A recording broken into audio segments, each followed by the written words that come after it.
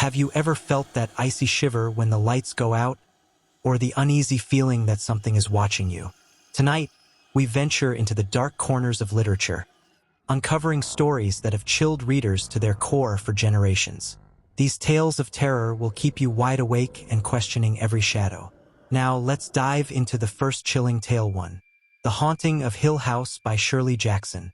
Hill House stands alone, isolated in the countryside, a brooding and decaying mansion rumored to be haunted. When Dr. John Montague, a scholar of the supernatural, invites a group of individuals to assist in his research, the stage is set for an exploration of terror. Eleanor Vance, a fragile and lonely woman, Theo, a bohemian artist, and Luke, the future heir to the house, join the doctor in his investigation. As they settle into the house, subtle horrors begin to manifest. Doors shut on their own, cold spots appear, and ghostly knocking echoes through the halls. Eleanor becomes the focal point of these supernatural events. Her thoughts become increasingly erratic, as though the house is whispering to her, drawing her into its malevolent embrace. The tension escalates when the group witnesses writing on the walls, seemingly addressed to Eleanor, imploring her to stay. Her fragile mental state deteriorates further as the house seems to prey on her insecurities and past traumas. The once skeptical researchers are now helpless against the malevolence of Hill House. In a chilling climax, Eleanor's obsession with the house culminates in tragedy. Believing she belongs to Hill House, she drives her car into a tree on the property. Her death solidifies the house's grip over her, as her presence joins the legacy of those who came before, trapped forever in its shadowy grasp. The walls of Hill House echo with sorrow, its legacy etched in whispers of despair. But what if the terror isn't confined to one place? Let's move deeper into darkness. 2. Dracula by Bram Stoker. Jonathan Harker travels to the eerie Castle Dracula in the Carpathian Mountains to finalize a real estate deal for the enigmatic Count Dracula. From the moment Harker arrives, he senses something is profoundly wrong. The castle is a labyrinth of shadowy halls, and the Count's nocturnal habits grow increasingly suspicious. As days turn into weeks, Harker discovers Dracula's horrifying secret. He is a vampire, feeding on the blood of the living to sustain his immortality. Harker barely escapes with his life. Meanwhile, Dracula sets his sights on England, bringing with him a reign of terror. In England, the Count preys on Lucy Westenra, a young woman engaged to Harker's friend. Lucy's health deteriorates rapidly, her blood mysteriously drained night after night. Professor Abraham Van Helsing, a scholar of the occult, recognizes the signs and leads a desperate effort to save her. Despite their attempts, Lucy succumbs and transforms into a vampire. The group is forced to destroy her, a heart-wrenching act of mercy. The battle against Dracula intensifies as the Count targets Mina, Harker's fiancée. The group pursues him back to Transylvania, where they confront him in a climactic battle. In a moment of poetic justice, Dracula is destroyed by the very mortals he sought to dominate, but the scars of his reign linger forever. Dracula's shadow may have faded, but his terror persists in every whispered tale. What if the horror was created not by the supernatural but by human hands? Let's continue. 3. Frankenstein by Mary Shelley.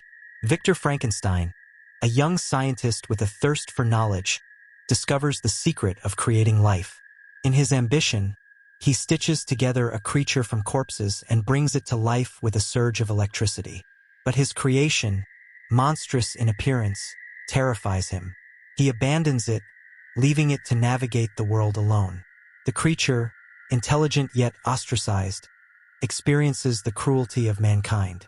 Its loneliness and rejection fester into hatred. Seeking revenge on its creator, the creature begins a campaign of terror. It murders Victor's brother and frames an innocent woman for the crime. Victor's pursuit of the creature takes him to remote locations, but the monster always remains one step ahead. In a desperate plea, the creature demands Victor create a companion for him. Victor agrees but destroys the second creation in a moment of fear. Enraged, the creature vows to destroy everything Victor loves. The creature fulfills its promise, killing Victor's bride on their wedding night. Consumed by grief and vengeance, Victor chases the creature to the Arctic. There, Victor succumbs to exhaustion and dies. The creature, mourning the loss of its creator, disappears into the frozen wasteland, leaving behind a haunting reflection on ambition, responsibility, and the human condition. In Frankenstein's pursuit of glory, he created a nightmare. But what if the nightmare comes not from creation, but from a relentless, unseen force? Let's delve further. 4. The Shining by Stephen King. Jack Torrance, a struggling writer and recovering alcoholic, accepts a job as the winter caretaker of the Overlook Hotel, a remote resort with a dark history. Jack brings his wife, Wendy, and his young son, Danny, who possesses a psychic ability called the Shining. As winter sets in and snow isolates the family, the hotel's malevolent presence begins to influence Jack. He becomes increasingly erratic, plagued by visions of the hotel's sordid past. Danny, meanwhile, is tormented by horrifying apparitions, including the ghostly twin girls and the blood-filled elevator. The Overlook's sinister influence pushes Jack to the brink. In a moment of madness, he succumbs to the hotel's will and attempts to murder his family.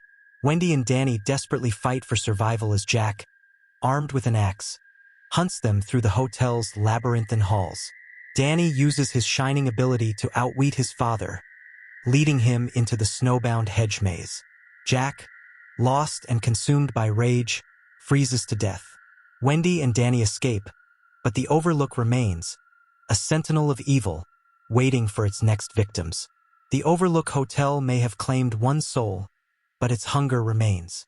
Now, imagine a tale where the torment comes not from a place, but a mind unraveling. Let's continue. 5. The Turn of the Screw by Henry James. A young governess takes a job caring for 2 orphan children, Miles and Flora, at a sprawling estate called Bly. At first, the idyllic setting seems perfect, but the governess begins to sense something is wrong. She learns of the previous governess, Miss Jessel, and a valet named Peter Quint, both of whom met tragic ends. Soon, she begins seeing their spectral forms. Convinced the ghosts are attempting to corrupt the children, the governess becomes obsessed with protecting them. The line between reality and delusion blurs as the governess's paranoia intensifies. Miles and Flora's behavior becomes increasingly strange, feeding her fears. In a chilling climax, the governess confronts Miles, demanding he confess his connection to the ghosts. Miles collapses and dies, possibly from fright or supernatural causes, leaving the governess in a state of despair. The story's ambiguity leaves readers questioning whether the hauntings were real or the product of a fractured mind, making it one of the most unsettling ghost stories ever told. 6. The Exorcist by William Peter Blatty. The quiet, picturesque home of actress Chris McNeil is shattered when her 12-year-old daughter, Reagan, begins displaying disturbing behavior. What starts as odd, inexplicable noises in the house soon escalates into terrifying episodes. Reagan speaks in guttural voices, demonstrates superhuman strength, and performs horrifying acts. Desperate and out of options, Chris turns to Father Damien Carras, a priest grappling with his own crisis of faith. Carras discovers that Reagan is possessed by a demon intent on tormenting and destroying. Alongside the seasoned exorcist Father Marin, Carras embarks on a battle of faith versus darkness. The exorcism is relentless and brutal, as the demon mocks and manipulates the priests. In a climactic act of sacrifice, Carras invites the demon into himself and leaps to his death, ending the torment. Yet, the shadow of evil lingers, a reminder that the battle between good and evil is never truly over. Evil doesn't need an invitation. It forces its way in. But what if the terror isn't in possession, but in the labyrinth of the unknown? Let's step into the next nightmare. 7. House of Leaves by Mark Z. Danielewski. Will Navidson's family moves into what appears to be an ordinary house.